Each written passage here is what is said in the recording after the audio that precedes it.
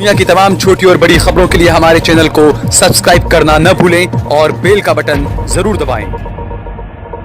कि हुक्मरान हो गए बहरे और अंधे लोग, हुक्मरान हो गए बहरे और अंधे लोग, खाक में मिल गए नगीने लोग, हर मुहिब्बे वतन जलील हुआ, रात का फासला तवील हुआ, आमिरों के गीत जो गाते रहे वही नामो दाद पाते रहे, रहजनों ने रहजनी की थी, रहबरों ने भी क्या कमी की थी।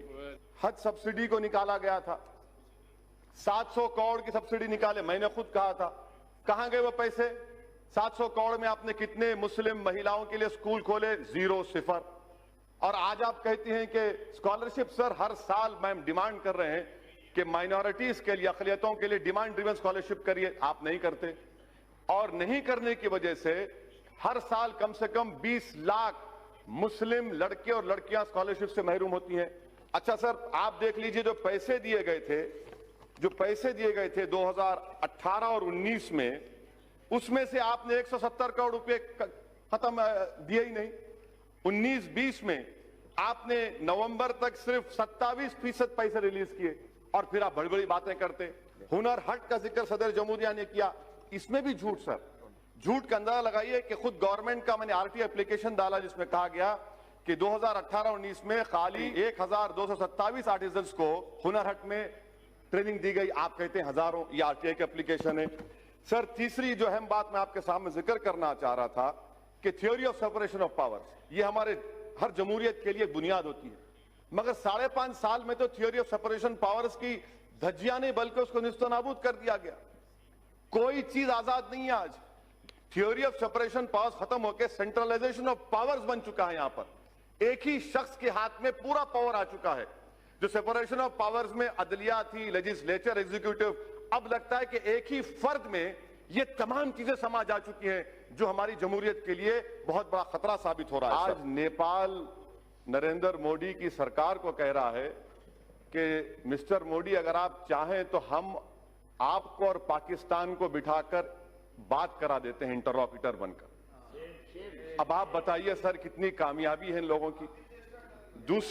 दूसरी इनकी कामयाबी देख लीजिए सर, या इनकी नाकामी, और भारत की नहीं बल्कि इनकी सरकार की नाकामी, कि अमेरिका के कांग्रेस में और सेनेटर्स ने हमारे मुल्क के ऊपर कई हियरिंग्स किए, कई रिमार्क्स किए, कई मोशंस पास किए।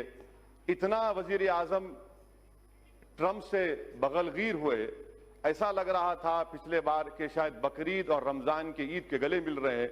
उसके बावजूद भी अमेरिका के कांग्रेस और सेनेटर्स भारत की पॉलिसी के ऊपर तनकीद पे तनकीद कर रहे हैं। इससे आपकी कामयाबी अंदाजा होता है। तीसरी बात सर, यूरोपियन पार्लियामेंट में भारत के खिलाफ रेजोल्यूशन मूव हो गया। ये आपकी कामयाबी या नाकामी आप खुद अंदाजा लगा लीजिए। सर, कश्मीर की पॉलिसी, बड़ा अफसोस होता है सर, और मैं समझता हूं कि इस ऐवान की तौहीन भी हुकूमत कर रही है कि गोरी चमड़ी के डिप्लोमेट्स को लेकर कश्मीर को लेकर जाते हैं, मगर भारत के अवाम ने जिसको मुंतखब किया उनको नहीं ले जाते। आखिर क्यों डरते हैं आप इन डिप्लोमेट से, इन फॉरेन कंट्रीज से? क्यों उनकी खुशामद कर रहे हैं?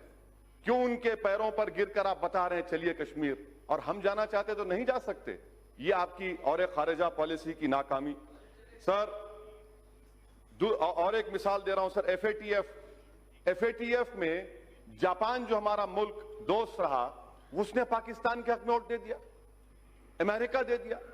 अब पाकिस्तान पे से एफएटीएफ खत्म हो जाएगा, वो ग्रे लिस्ट से निकल जाएंगे। ये इनकी खारिजा पॉलिसी रही सर। अफगानिस्तान में तालिबान आ रहा है, अमेरिका कह रहा है कि छाबार पोर्ट में भारत नहीं बना सकता पोर्ट। कल तालिबान वहां पर आएगा तो हम क्या करेंगे फिर? आपके पास इसका कोई अंदाजा नहीं है। आप देख रहे हैं देश लाइव, देश की आवाज।